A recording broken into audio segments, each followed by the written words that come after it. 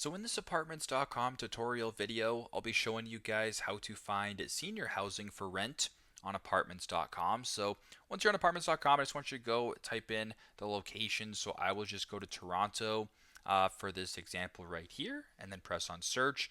Once you have your area, and you're looking specifically for senior housing for rent, just go to the top to where it says specialty housing right here and then press the drop down.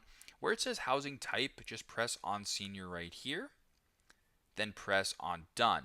So now what you're seeing here is within the specific area that you searched for, there's a bunch of different senior housing options. So if I were to remove the boundary right here, it would probably show some more right here, so more so in the Mississauga area, etc. But yeah, pretty simple, pretty straightforward.